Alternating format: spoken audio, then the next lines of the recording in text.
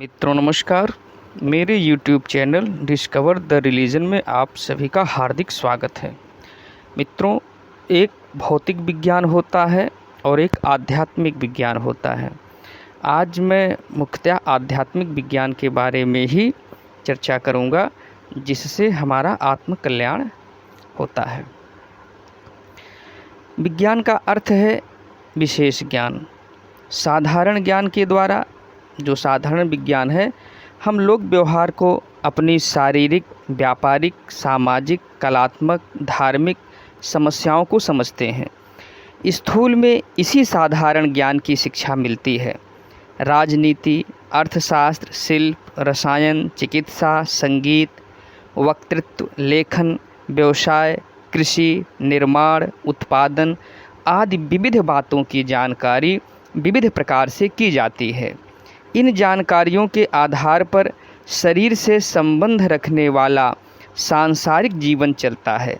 जिसके पास यह जानकारियाँ जितनी अधिक होंगी, जो लोग व्यवहार में जितना अधिक प्रवीण होगा, उतना ही उसका सांसारिक जीवन उन्नत, यशस्वी, प्रतिष्ठित, संपन्न एवं ऐश्वर्यवान होगा। किंतु इस साधारण ज्ञान का परिणाम स्थूल शरीर तक ही सीमित है। आत्मा का उससे कुछ हित संपादन नहीं हो सकता। कोई व्यक्ति धनवान, प्रतिष्ठित, नेता और गुणवान होते हुए भी आत्मिक दृष्टि से पिछड़े हुए होते हैं। कई मनुष्य आत्मा परमात्मा के बारे में बहुत बातें करते हैं। ईश्वर, जीव, प्रकृति, वेदांत, योग आदि के बारे में बहुत सी बातें पढ़ सुनकर अपनी जानकारी बढ़ा लेते हैं और बड़ी बड़ी बातें बढ़ चढ़ कर करते हैं तथा साथियों पर अपनी विशेषता की छाप जमाते हैं। इतना करते हुए भी वस्तुतः उनकी आत्मिक धारणाएं बड़ी निर्बल होती हैं। श्रद्धा और विश्वास की दृष्टि से उनकी स्थिति साधारण लोगों से कुछ अच्छी नहीं होती। गीता, उपनिषद, रामायण, वेदशास्त्र आदि सद्ग्रंथों के पढ़ने एवं सत्पुरुषों के प्रवचन सुनने से आत्मिक विषयों की जानकारी बढ़ती है, जो उस क्षेत्र में प्रवेश करने वाले जिज्ञासुओं के लिए आवश्यक भी है। परंतु इन विषयों की विस्तृत जानकारी प्राप्त होने पर भी यह आवश्यक नहीं कि उस व्यक्ति को आत्मज्ञान हो ही जाए। इसमें तो संदेह नहीं कि शिक्षा प्राप्त करना, भाषा ज्ञान, शास्त्राध्ययन आदि जीवन के विकास के लिए आवश्यक हैं और इनके द्वारा आध्यात्मिक प्रगति में भी सहायता मिलती है। प्रत्येक व्यक्ति कबीर, रैदास और तुकाराम की तरह सामान्य प्रेरणा पाकर ही आत्मज्ञानी नहीं बन सकता। पर वर्तमान समय में लोगों ने भौतिक जीवन को इतना अधिक महत्व दे दिया है, धनोपार्जन को वे इतना सर्वोपरि गुण मानते हैं कि आध्यात्म की ओर उनकी दृष्टि ही नहीं जाती। उल्टा वे उसे अनावश्यक समझने लग जाते हैं। भृगु पूर्ण विद्वान थे, वेद वेदांतों के पूरे ज्ञाता थे, फिर भी वे जानते थे कि मुझे आत्मज्ञान, ब्रह्म ज्ञान, विज्ञान प्राप्त नहीं है। इसीलिए वरुण के पास जाकर उन्होंने प्रार्थना की कि हे भगवान, मुझे ब्रह्म ज्ञान का उपदेश दीजिए। वरुण ने भृगु को कोई पुस्तक नहीं पढ़ाई और न कोई लंबा चौड़ा प्रवचन ही सुनाया, वरन उन्होंने आदेश दिया कि तप करो। तप करने से एक एक कोष को पार करते हुए क्रमशः उन्होंने ब्रह्म को प्राप्त किया। ऐसा ही अनेक कथाओं में वर्णित है। उद्दालक ने श्वेत केतु को, ब्रह्मा ने इंद्र को, अंगिरा ने विवस्वान को इसी प्रकार तप करके ब्रह्म को जानने का आदेश किया था।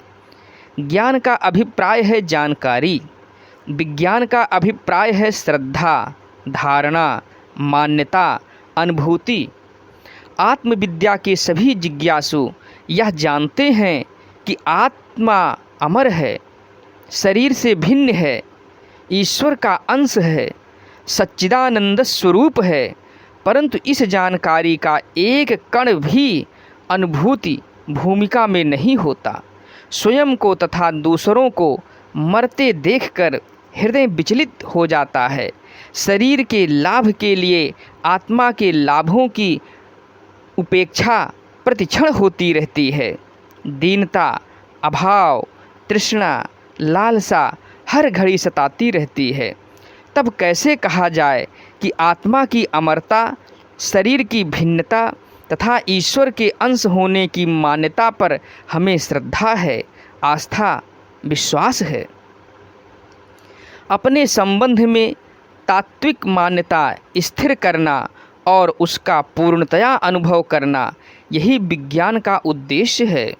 आमतौर से लोग अपने शरीर को मानते हैं स्थूल शरीर से जैसे कुछ हम हैं, वही उसकी आत्म मान्यता है।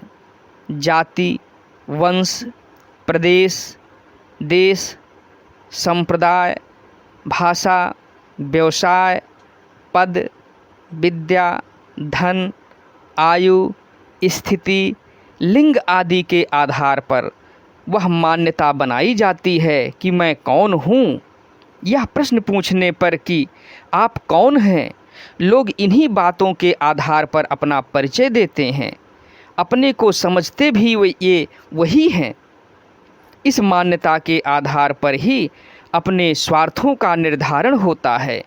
जिस स्थिति में स्वयं हैं, उसी स्थिति का अहंकार अपने में जागृत होता है और स्थिति तथा अहंकार की पूर्ति, तुष्टि तथा संतुष्टि जिस प्रकार होनी संभव दिखाई पड़ती है, वही जीवन की अंतरंग नीति बन जाती है। बाहर के लोग धर्म और सदाचार की, सिद्धांतों की, आदर्शों की बातें करते रहते हैं, पर उनका अंतःकरण उसी दिशा में काम करता है जिस ओर उनकी अंतरंग जीवन नीति प्रेरणा देती है।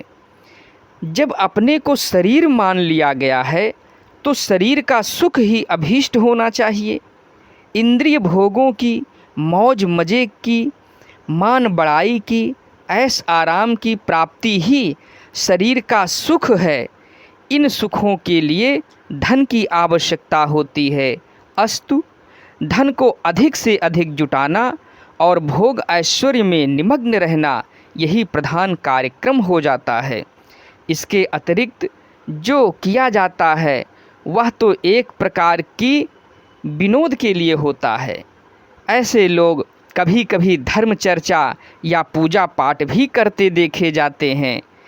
यह उनका मन बहलाव मात्र है। स्थिर लक्ष्य तो उनका वही रहेगा जो आत्म मान्यता के आधार पर निर्धारित किया गया है। आमतौर से आज यही भौतिक दृष्टि सर्वत्र दृष्टिगोचर है। धन और भोग की छीना झपटी में लोग एक दूसरे से बाजी मारने में इसी दृष्टिकोण के कारण जी जान से जुटे हुए हैं। परिणाम स्वरूप जिन कलह क्लेशों का सामना करना पड़ रहा है वह सामने है। विज्ञान इस अज्ञान रूपी अंधकार से हमें बचाता है। जिस मनोभूमि में पहुंचकर जीव यह अनुभव करता है कि मैं शरीर नहीं वस्तुतः आत्मा ही हूँ, उस मनोभूमि को विज्ञानमय कोश कहते हैं। अन्यमय कोश में जब तक जीव की स्थिति रहती है तब तक वह अपने को स्त्री, पुरुष, मनुष्य, पशु, मोटा, पतला, बलवान, काला, गोरा आदि शरीर संबंधी भेदों से पहचानता है। जब प्राणमय कोश में जीव की स्थिति होती है तो गुणों के आधार पर अपनत्व का बोध होता है। शिल्पी, संगीतज्ञ, वैज्ञानिक, मूर्ख, कायर, शूरवीर, लेखक, वक्ता, धनी, गरीब, अमीर आदि की मान्यता से प्राण भूमिकाएं होती हैं। मनोमय कोश की स्थिति में पहुंचने पर अपने मन की मान्यता स्वभाव के आधार पर होती है। लोभी, दंभी, चोर, उदार, विषयी, संयमी, नास्तिक, आस्तिक, स्वार्थी, परमार्थी, दयालु, निष्ठुर आदि कर्तव्य और धर्म के औचित्य अनौचित्य संबंधी मान्यताएं जब अपने संबंध में बनती हों, उन्हीं पर विशेष ध्यान रहता हो, तो समझना चाहिए कि जीव मनोमय भूमिका में तीसरी कक्षा में पहुंचा हुआ है। इससे चौथी कक्षा विज्ञान भूमिका है, जिसमें पहुंचकर जीव अपने को यह अनुभव करने लगता है कि मैं शरीर से, गुणों से, स्वभाव से ऊपर हूँ। मैं ईश्वर का राजकुमार, अविनाशी आत्मा हूँ। जीव से अपने को आत्मा कहने वाले असंख्य लोग हैं। उन्हें आत्मज्ञानी नहीं कह सकते। आत्मज्ञानी वह है जो दृढ़ विश्वास और पूर्ण श्रद्धा के साथ अपने भीतर यह अनुभव करता है कि मैं विशुद्ध आत्मा हूँ, आत्मा के अतिरिक्त और कुछ नहीं। शरीर मेरा वाहन है, प्राण मेरा अस्त्र है, मन मेरा सेवक है। मैं इन सब से ऊपर, इन सब से अलग, इन सब का स्वामी आत्मा हूँ। मेरे स्वार्थ इनसे अलग हैं। मेरे लाभ और स्थूल शरीर के लाभों में, स्वार्थों में भारी अंतर है। इस अंतर को समझकर जीव अपने लाभ, स्वार्थ, हित और कल्याण के लिए कटिबद्ध होता है, आत्मोन्नति के लिए अग्रसर होता है, तो उसे अपना स्वरूप और भी स्पष्ट दिखाई देने लगता है। विज्ञानमय कोश में पहुँचे हुए जीव का दृष्टिकोण सांसारिक जीवों से भिन्न होता है। गीता में योगी का लक्षण बताया गया है कि जब सब जीव सोते हैं तब योगी जागता है, और जब सब जीव जागते हैं तब योगी सो जाता है। इन अलंकारिक शब्दों में रात को जागने और दिन में सोने का विधान नहीं है, वरन यह बताया गया है कि जिन चीज़ों के लिए साधारण लोग बेतरह इच्छुक, प्यासे, लालायित, सतृष्ण और आकांक्षी रहते हैं, योगी का मन इधर से फिर जाता है, क्योंकि वह देखता है कि कामिनी और कंचन की माया शरीर को गुदगुदाती हैं पर आत्मा को ले बैठती हैं। इससे क्षणिक सुख के लिए स्थिर आनंद का नाश करना उचित नहीं है। जिस धन, संतान, कुटुंब, कबीला, शत्रु, मित्र, हानि, लाभ, आगा पीछा, निंदा, स्तुति आदि की समस्याओं में साधारण लोग बेतरह फंसे रहते हैं। ये बातें योगी के लिए अबोध बच्चों की बाल क्रीड़ा से अधिक कुछ भी महत्व की दिखाई नहीं देती, इसलिए वे उनकी ओर से उदास हो जाते हैं। वे इस झमेले को बहुत कम महत्व देते हैं। फलस्वरूप यह समस्याएं उनके लिए अपने आप सुलझ जाती हैं या समाप्त हो जाती हैं। जिन कार्यों में, विचारों में कामी लोग, मायाग्रस्त व्यक्ति अत्यंत मोहग्रस्त होकर चिपके रहते हैं, उनकी ओर से योगी मुंह फेर लेते हैं। इस प्रकार वह वहाँ सोया हुआ माना जाता है जहाँ की अन्य जीव जागते हैं। इसी प्रकार जिन कार्यों की ओर संयम, त्याग, परमार्थ, आत्मलाभ की ओर सांसारिक जीवों का बिल्कुल ध्यान नहीं जाता, उसमें योगी दत्तचित्त होकर संलग्न रहता है। इस स्थिति के बारे में ही गीता में कहा गया है कि जब जीव सोते हैं तब योगी जागता है। शरीर यात्रा के लिए प्रातः सभी मनुष्यों को मिलता जुलता कार्यक्रम रखना पड़ता है, पर योगी और भोगी के जीवन तथा रीति में भारी अंतर होता है। प्रायः सभी लोग तड़के नित्य कर्म से निवृत्त होते हैं और भोजन करके काम में लगते हैं। शाम तक जो श्रम करना पड़ता है उसमें से अधिकांश समय अन्न, वस्त्र, जीवन आश्रितों की व्यवस्था में लग जाता है। शाम को फिर नित्य कर्म, भोजन और रात को सो जाना, इस धुरी पर सबका जीवन घूमता है। परंतु अंतः स्थिति में जमीन आसमान का भेद है। एक मनुष्य अपने शरीर सुख के लिए धन और भोग इकट्ठे करने की योजना सामने रखकर अपने हर विचार और कार्य को करता है, जबकि दूसरा अपने आत्मा को समझकर आत्म कल्याण की नीति पर चलता है तो ये विभिन्न दृष्टिकोणों ही एक के कामों को पुण्य एवं यज्ञ बना देते हैं और दूसरे के काम पाप एवं बंधन बन जाते हैं।